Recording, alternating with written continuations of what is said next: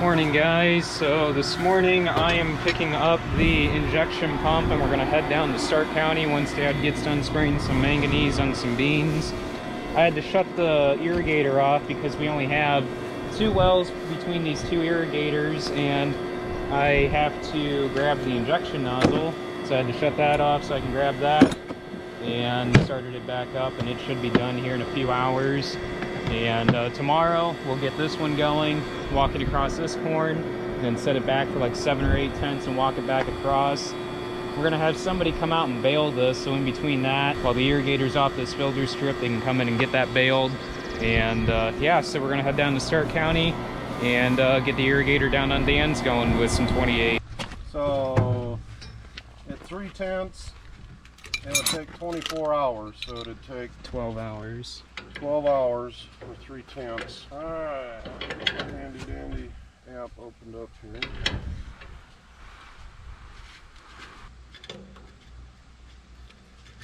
Area 70 acres. Time needed 12 hours. I'm gonna have to edit that out. Amount 15 gallons the acre. 15.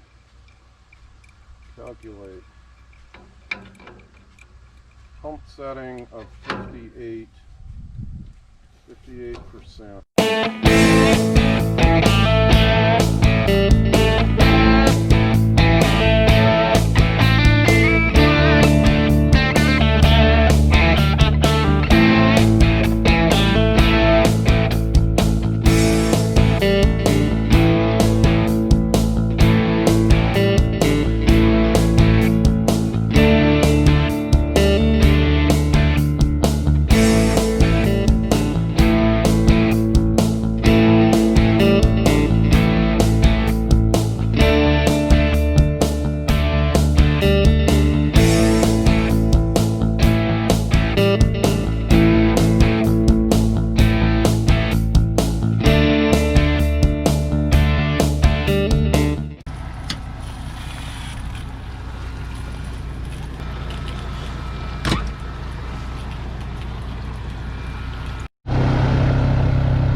We got that one going.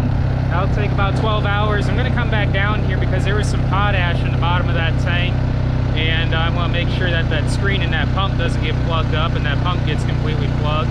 So I'll come back down here in a couple hours, check on it, make sure everything's running okay, and make sure it's set correctly. Dad and I are headed back to the farm right now. Helena brought us down some chemical to go after some volunteer corn. The center of that big pivot field where the 30-inch row beans are. I'm going to help him get the sprayer filled up with that, and then I got to go show a friend where to go bale those irrigator filter strips, and probably by then I'll have to come back down here and check that pivot. So Dad's headed out the spray for that volunteer corn. I'm going to work on getting the Z-bar out so we can switch the concaves out and get that ready for wheat. And I got to work back here on the discharge beater and finish up what I was doing last night and finish tightening up those tensioning rods there. I got to check the tire pressure in both the front and the rear tires. More concerned about the front tires and the rears. Then I also got to put the Starfire 3000 and the 2630 monitor in. But before I do that, I want to export all that planning data between the 2020 and that 2630. More concerned about getting the guidance lines off the 2630 than any planning data, because all of our coverage maps or as planted maps are through the 2020. But get all the 2020 planning data off and get the guidance lines off the 2630 and get that all pulled into John Deere Operations Center before I even think of putting it in the combine yet.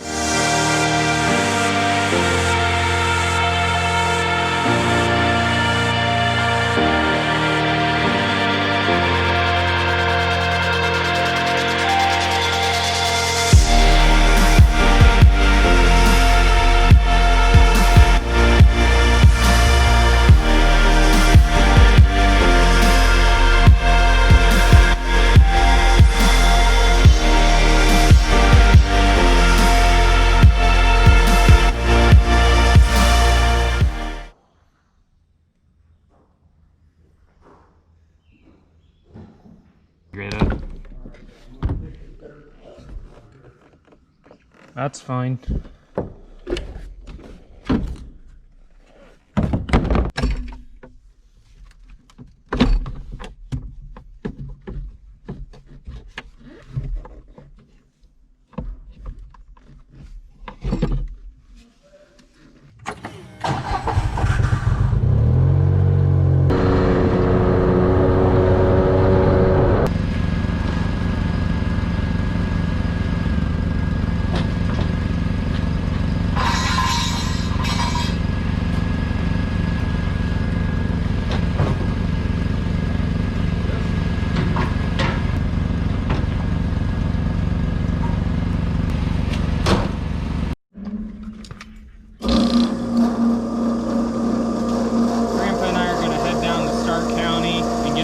fertilizer pump and get that other irrigator going while Dad finishes up spraying the rest of that volunteer corn. He's on load number 2. He's got to spray at 15 gallons of the acre. That really cuts him back on how many acres he can cover per load. So he's got to split it up, and he's on load number 2, and I want to get that pump moved down to the 40 on the corner. Later today we'll go over and get that 40 on the corner going with the rest of the 28 that's in the tender, and get the concaves changed in the combine. And this thing is pretty much ready to go, except for just going over some general maintenance on it and making sure everything's greased on it. Okay, 9, 10, 17, 15, 16. About right there.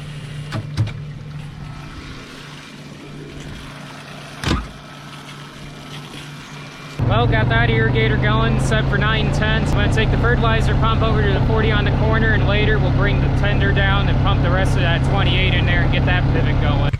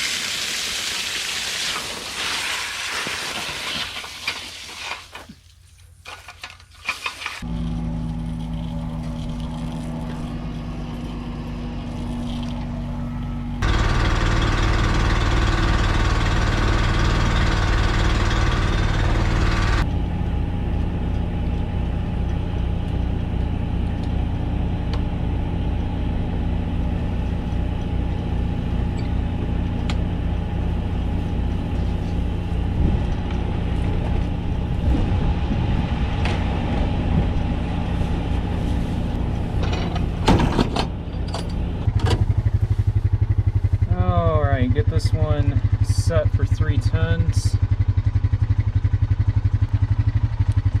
There we go. Now I'll have to come back later and set the stop for 270 then. Another one fertigating. Awesome. Pioneer 1197.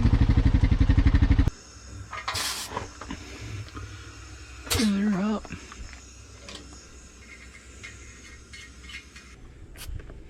Yep. Good deal.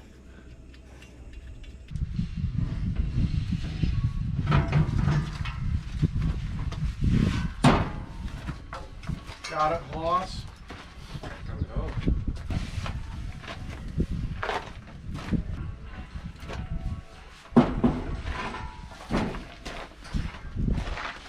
Grandpa was trying to lift this one by himself. I can go, my back hurts.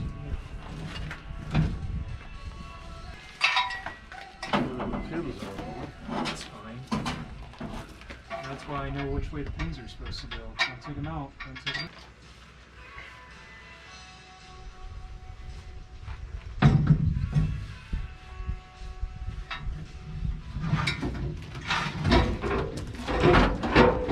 Go over to the other side.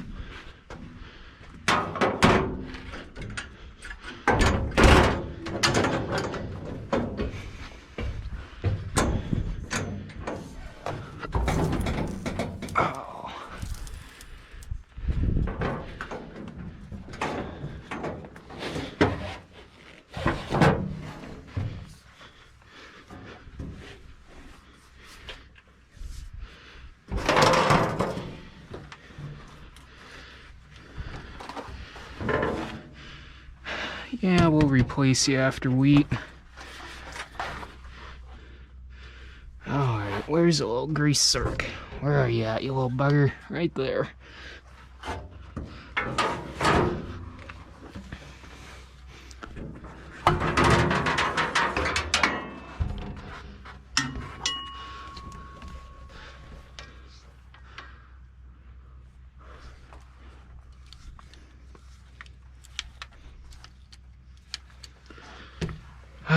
Believe it or not, that was just held by a zip tie straight from the factory from John Deere. So we just took a piece of string to support it because the zip tie was gone when we bought it. Yep. John Deere uses a zip tie to hold that. I thought there'd be a bracket there.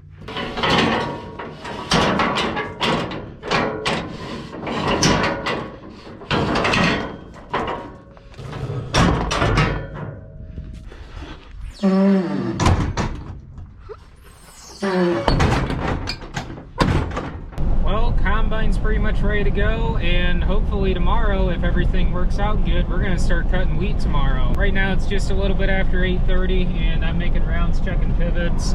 We've got the big pivot out there running, and it's running about 3/4 of an inch right now, and that'll take a couple of days to get all the way across this 143 acres here that we farm.